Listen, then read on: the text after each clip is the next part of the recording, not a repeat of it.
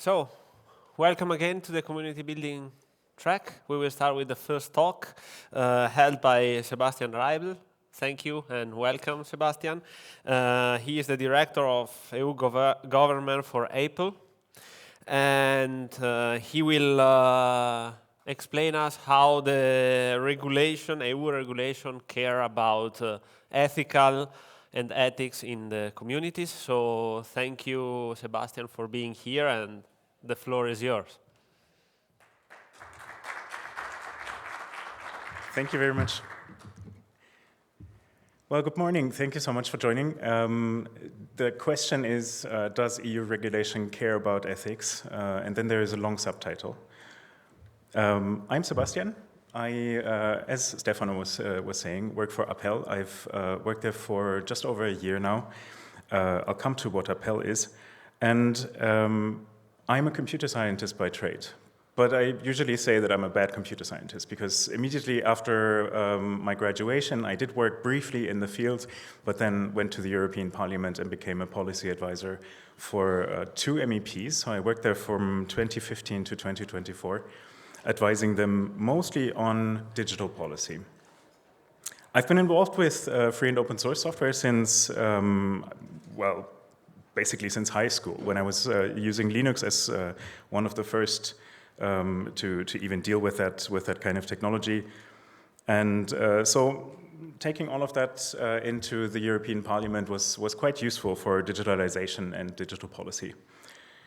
Most recently, I was a part of the negotiation teams of the Parliament for the Artificial Intelligence Act, Product Liability Directive, and the Data Act.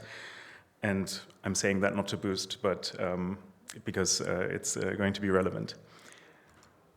Appel is the European open source software umbrella organization for business associations across Europe. It was founded in 2020 by 3+1 members, founding members back then, from Finland, Germany, and France. You will know them: COS, CNLL, OSBA. And we have 9+1 members today with RIOS, Rete Italiana Open Source, if I'm pronouncing that correctly, in Italy. We have DOSL in Denmark. We have DOSBA in the Netherlands. Who else? We have ESOP in Portugal, Open Source Sweden. And the ninth member that's currently on the way of being founded is in Luxembourg. No logo yet. I was saying +1 because one of the founding members was also Open Forum Europe, but since they are a think tank and not a business representation, we kind of count them as a +1. They are our advisory member. So, yeah, and I represent them in Brussels. So does EU regulation care about ethics? I think so, yes. Thank you so much.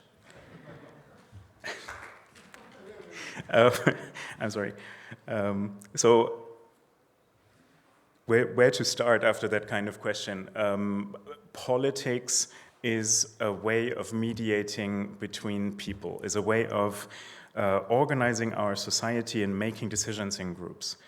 Political and societal debates need to ideas how we can organize our processes in society and how we can reflect the interests of different actors. In a modern democracy, that does not only mean the interests of the majority. It means to also respect and protect the rights of minorities. And of course, in reality, it gets a bit messy to see what is fair and how interests can be moderated. It can be very subjective. But instead of talking about the many depressing problems of society right now, let's look at our little corner of society, the free and open source software field. One little thing when I'm saying that. I recently mentioned free software in a presentation, and then I was called out for it. And it was said, how can you say that, how can you argue for not paying for software?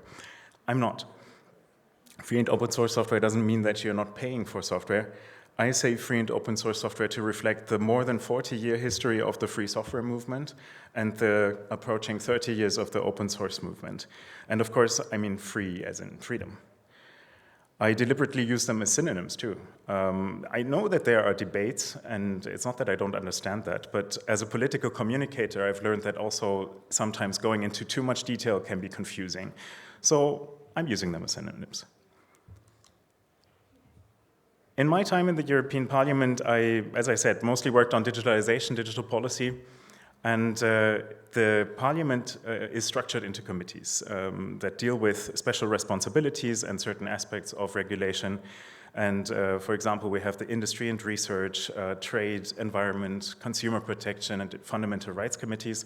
And that also reflects how not only there are special interests and special capabilities in society, but also how governments are structured with the ministers responsible for their particular part, and also with public administrations that have specialists for certain parts.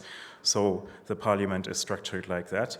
And in total, there are more than 20 standing committees. I have a list of them here, but you can find them on the website of the European Parliament. Let me try and make an example with the AI Act, the Artificial Intelligence Act. It was conceived as a product regulation, right? Because we use AI as a product, we can purchase it as a service, and it has elements of industry regulation, but also economic support for industry. And it deals with copyright protection, trade secrets, with consumer protection, to only name a few. But a lot of the messaging around it was about the ethical dimension and the fundamental rights protection aspects. So that is also in part the reason why it took so long for the parliament to negotiate it, because for the first year there was a discussion about which competences would go to which of the committees of the European Parliament. And eventually that took them a year to deliberate, because of course it means who gets to put their name onto the bill. That was a very, very tough decision to make. In the end, it was assigned to two committees. There was a split responsibility between the Fundamental Rights and Civil Liberties Committee, LIBE, and the Internal Market and Consumer Protection Committee, IMCO, on the other hand. So, and some other responsibilities were exclusively attributed also to other committees like Industry and Research and Legal Affairs and so forth. But sorry. This talk is not about AI, right? It's also not about Simona and Francesco and Lorenz and me. No. This is not about AI. The AI Act was probably one of the more controversial pieces that I worked on, and it's not perfect, but there are examples again and again that confirm that we might just need regulation for this technology, even though it's not yet quite developed, but maybe because it is not quite developed yet. From the enormous energy usage that is already starting to impact the consumer energy prices in the US, by the way, to AI grifters, to AI psychosis, and even possible effects on brain activity and memory. But, I mean, fight me on this later, right? This talk is not about AI, Sebastian. This talk is not about AI. I need to remember. Okay, I even made a logo to remind myself, this talk is not about AI. The European Union was called the European Community until 1992.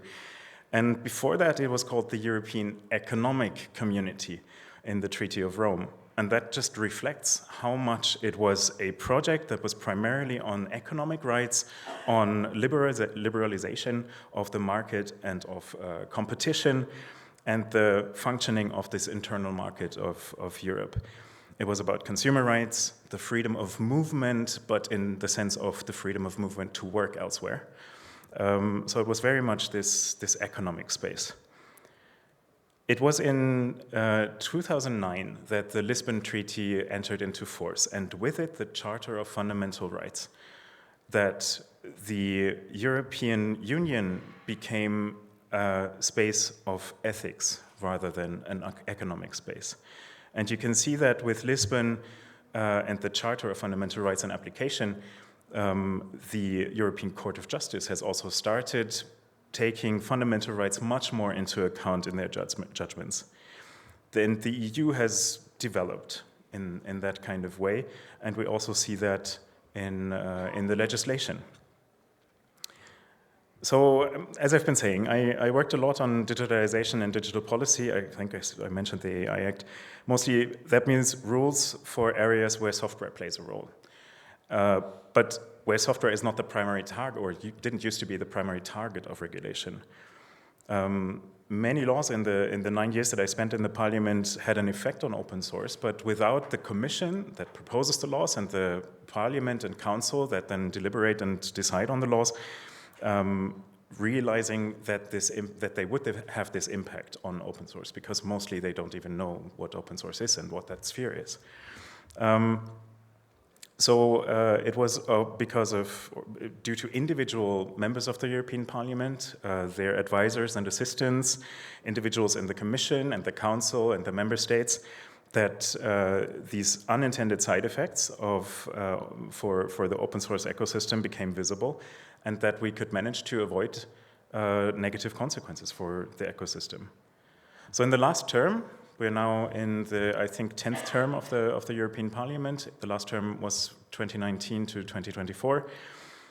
Software generally became more into the focus of the regulator, because with the AI Act and Cyber Resilience Act, for example, they directly wanted to influence how software is produced, designed, and what quality it needs to have, what responsibility the manufacturers, developers of software have, and also how software is maintained. In particular, in the Cyber Resilience Act, there's a lot of how do we make sure that software continues to be secure, which is a process, as we know.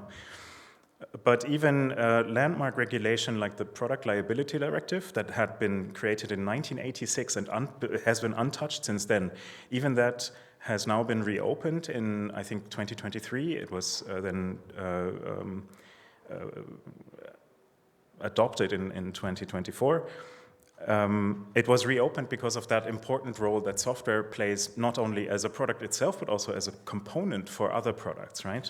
So with all that, open source became more the focus of the regulator. So the work in Brussels that I do is a lot of communication between the tech and the policy debates, because I know that here I'm pretty much preaching to the choir. I don't need to explain to you what free and open source software is, and I'm pretty sure that in this audience nobody will judge me for having said free. But I think the fact that we understand what open source is shouldn't stop us from making that known to policymakers. It's between 60 and 90% of software that uses open source components, right? That's the number that we usually tell to lawmakers. But I challenge you here in the audience, every one of you, to produce one item that you're carrying with you, one of the devices that you're carrying with you that does not contain a piece of open source software, that does not run on an operating system that's open source or free software, or that has at least seen one piece of free software in the development. But for policymakers, that is just not as evident as it is for us.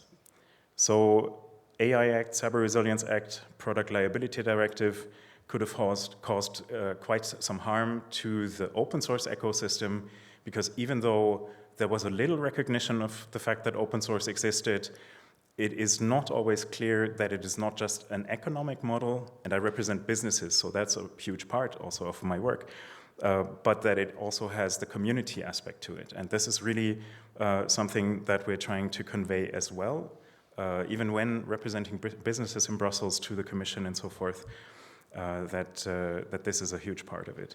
So I said it was in part for the fact that in the European Parliament and other institutions, there were a couple of experts across several political groups that could understand both sides, that had the experience, and that communicated and prevented the regulation to cause harm to open source.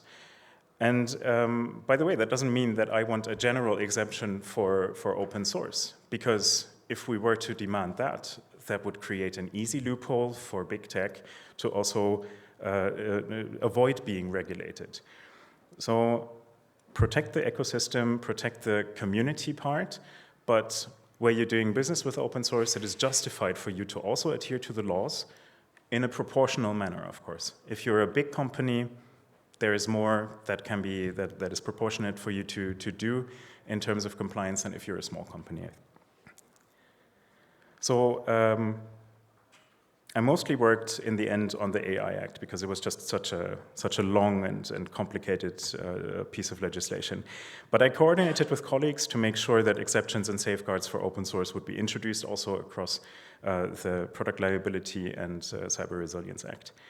I did not work myself on the Cyber Resilience Act, but fortunately I had several trusted colleagues there, and one of which is Jordan Maris, who now works for the Open Source Initiative, and he's in the audience, and I told him last night that I would point him out. Sorry, Jordan.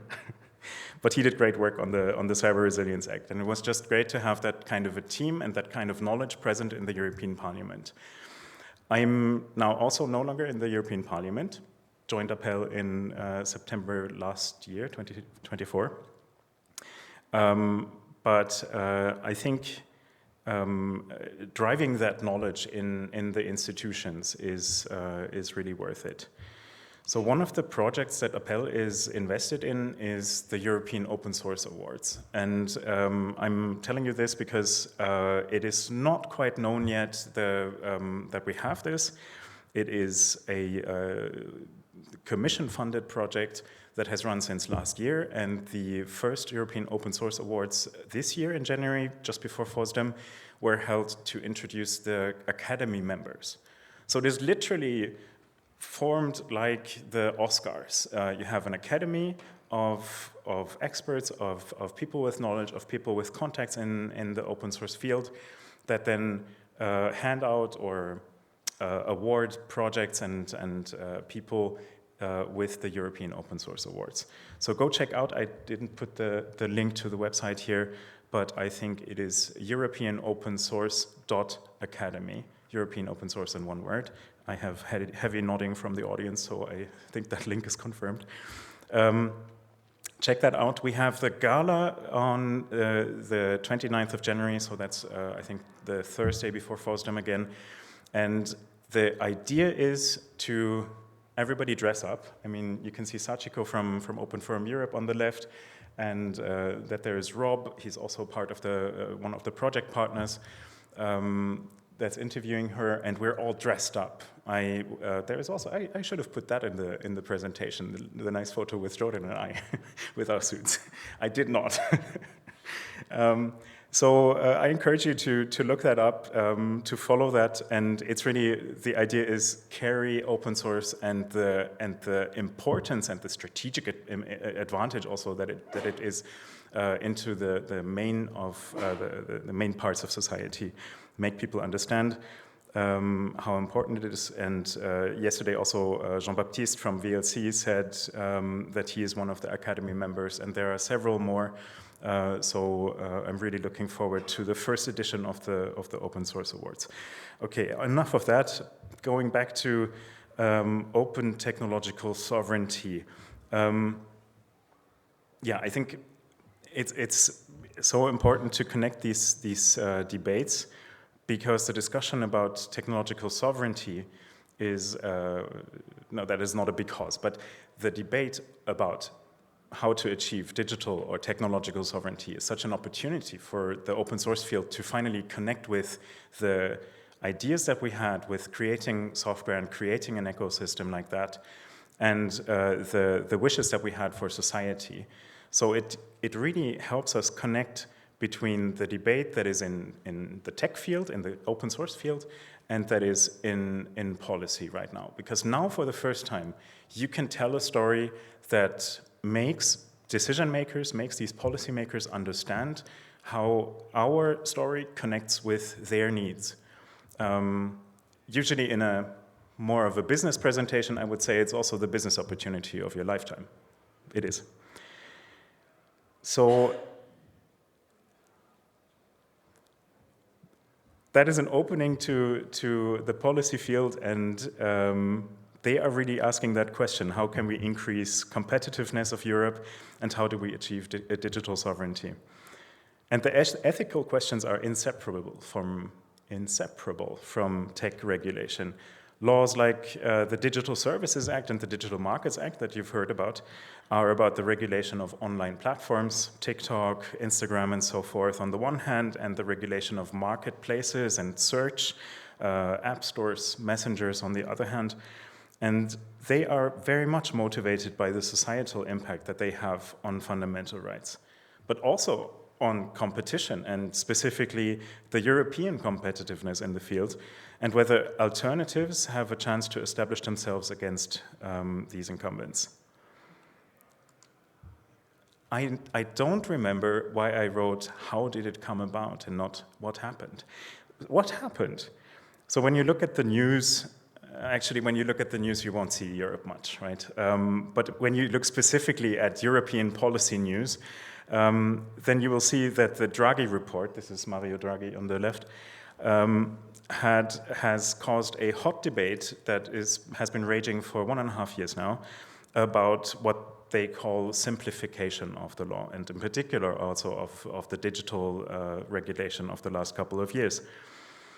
So simplification means that recent tech policy is perceived as being too strict and too prescriptive for for businesses, and therefore has a negative impact on our competitiveness, and that it should be deregulated, let's face it.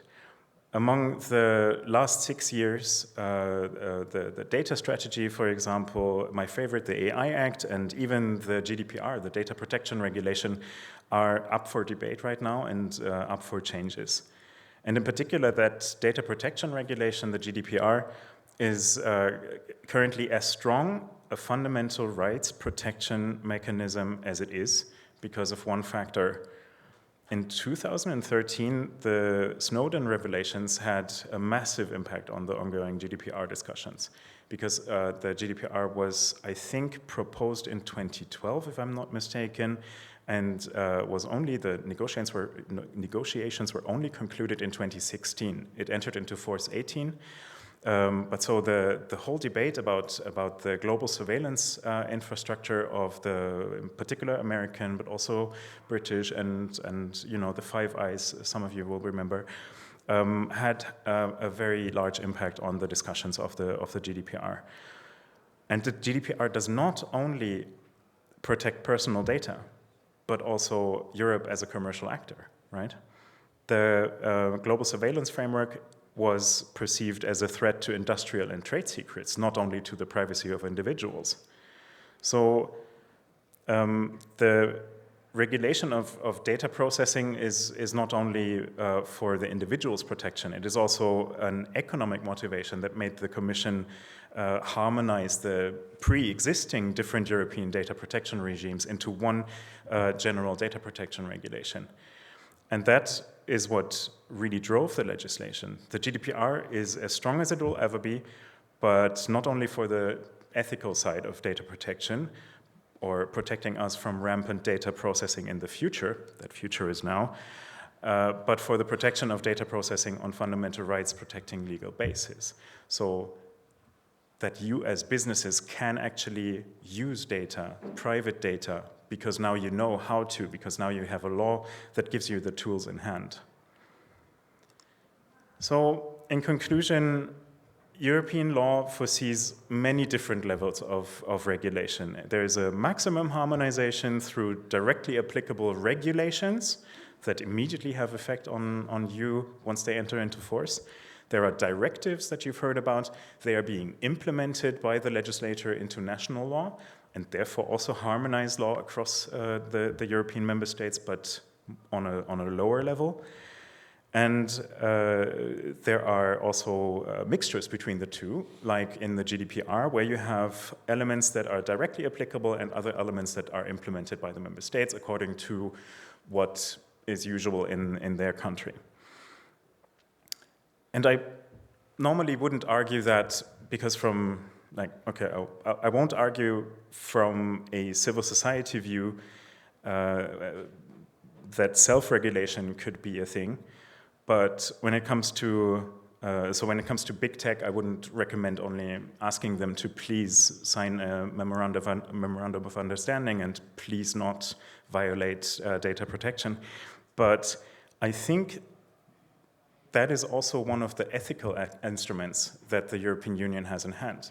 And in particular for the open source ecosystem, we can show that compliance is really one of our interests, that the respect for political debate and participation in society is something that we want to involve in the development of the software that we're creating, the technology that we're creating, and I think that will contribute to ethical acting. But again, it's probably not something that I would recommend for big tech, because that has only brought us big corporations that are violating the law on a broad level, and small and medium businesses that are trying to be as compliant as possible. So the free and open source software ecosystem shows that compliance, the respect for and the participation in societal debate will contribute to ethical acting, and that is feasible. And that is why I work to make clear that FOSS is a competitive advantage for Europe, and we need to leverage it to increase digital sovereignty. And FOSS makes clear that cooperation between societal and economics actors is also possible.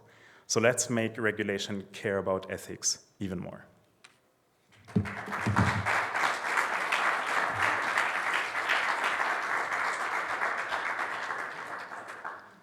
Thank you, Sebastian, for your presentation. We have 8 minutes time for questions, so I see there the first one. Just 1 second, there.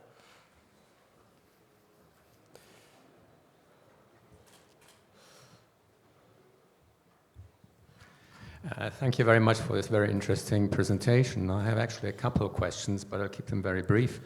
The first one is, are there significant differences between the parties in the European Parliament with respect to the objectives that Appel is pursuing? In other words, do you have any particular strong objections from any party in the European Parliament?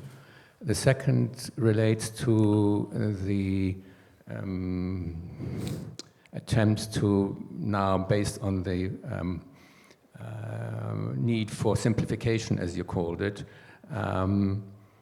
do you see that running counter to Appel's objectives? So first of all, I think definitely what we used to have in the parliament over the last couple of terms were few, but still some members of the parliament that were really interested in creating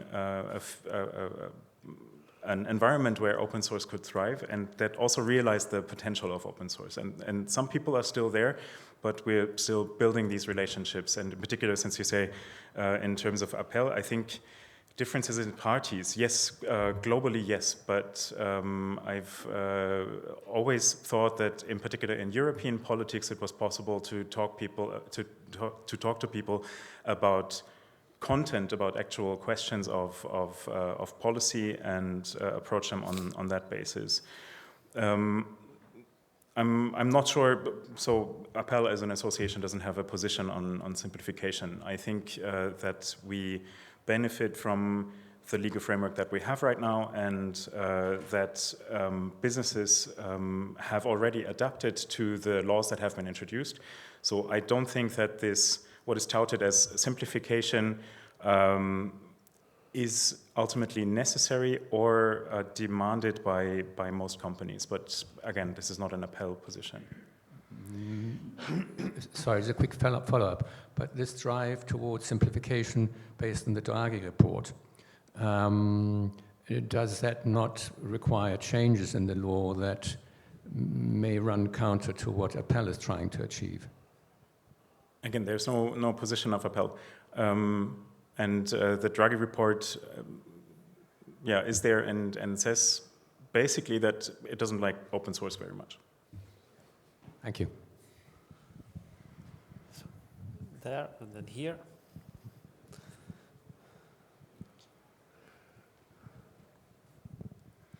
Hi, thank you for the talk. A very specific question, if I may, because you said that at the beginning that the European Union does care about free and open source software. On the other hand, I believe that achieving the sovereignty you talk about takes time, and more time is taken on the hardware rather than the software. And so I do understand that there is the need for remote attestation for getting the identifying people, so getting the digital identity of people running on devices that the people have. But this does go right now over platforms that are brought to users by non-European actors. And the fact that I can run free and open source software on my phone, for instance, goes in contrast with using some applications that require digital integrity, let's call it this way, on my phone. So do you believe, or how do you believe it might make sense in Europe to bring up fully open source software solutions to this that can run also on hardware that is made elsewhere, because getting hardware fabs in Europe is going to take longer than getting software to run, I guess. Thank you. So part of the sovereignty agenda of the Commission, and this is also something that's a couple of years old already, is the CHIPS Act, and investing into the production or the creation of European infrastructure in terms of hardware that we can run software on, that we also have more control over. And I think that is how we get more digital sovereignty. But ultimately, what I always also argue is, and other actors as well, of course, is that digital sovereignty can only fully be achieved if we use open source, right? Because only then do you have the full control over the technology stack that you're running on, and that does include hardware indeed. Now, I think, of course, you have to take one step at a time, and yeah, there is that problem that you described, that currently a lot of stuff is relying or running on infrastructure that we do not have control over, and not only in terms of physical control over and understanding what's happening, but also legislative control over. Because if we're running on American infrastructure, for example, there is the possibility for the US under the Cloud Act to obviously get access to certain kind of information under certain conditions. And the rule of law in the US is supposed to protect from overboarding use of these kind of access mechanisms, but that same rule of law is very much in question right now. Yeah, thank you for your great talk. I was exactly going to ask about this question, because you mentioned that Snowden was of great influence of the GDPR, but now we have the situation that we have the GDPR that's completely incompatible with the USA legislation for the especially with the Cloud Act.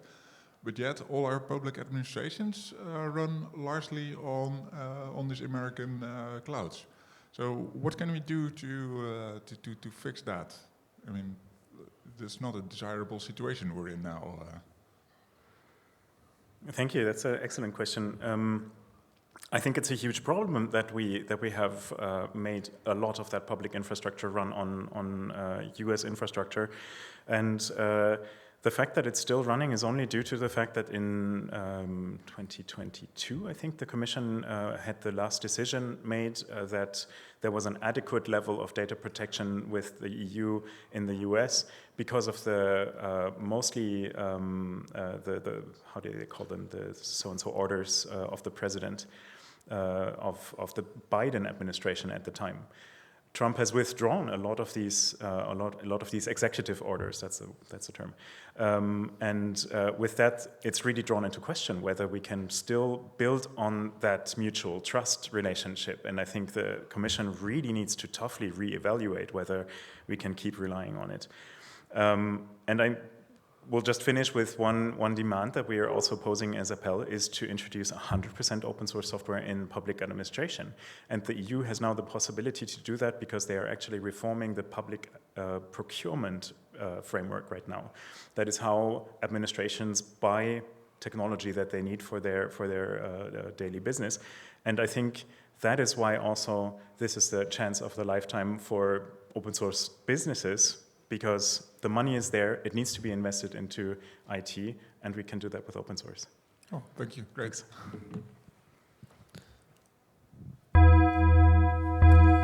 Thank you, Sebastian.